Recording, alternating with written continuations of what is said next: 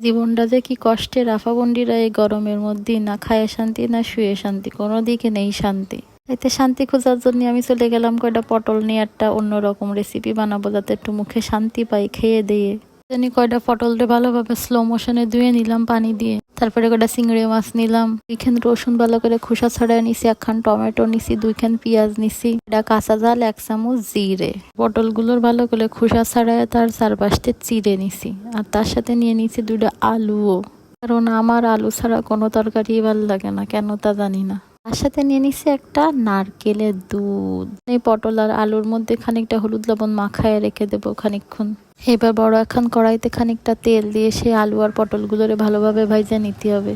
হালকা brown colour চলে আসলে আর ভাজার দরকার নেই, নামাই নিলে হয়ে যাবে। এবার সেই তেলে চিংড়ি মাছগুলো ভেজে মশলাপাতি সব দিয়ে দিতে হবে, সাথে হলুদ লবণও দিয়ে দিবা। তা হয়ে গেলে সামান্য একটু নারকেলের দুধ দিয়ে সেই মশলাটারে কষায় নিতে হবে। মশলাটা মোটামুটি কষানো হয়ে গেলে তার মধ্যে সেই পটল দিয়ে দিতে হবে, দিয়ে ভালোভাবে আর একটু কষায় নিতে হবে। কষানোতে এরকম তেল ফুটে গেলে আর কষানোর দরকার নেই। এবার তাতে তুমি ঝোলের জন্য সেই যে দুধটুকু করে রেখেছিলে সেই বাকিটুকু সব দিয়ে দিবা। সবকিছু এবার ভালো মতো সিদ্ধ হয়ে গেলে এই দেখো যখন গা মাখা ঝোল হয়ে যাবে তখন নামিয়ে ফেলবা চুলা দিয়ে। আর বাসায় বানায় গরম ভাতের সাথে খাইয়েই দেখো কি মজা যে এই রেসিপি। গরম কি ঠান্ডা কি সব ভুলে যাবা না। হচ্ছে পরে ভিডিও। আল্লাহ হাফেজ।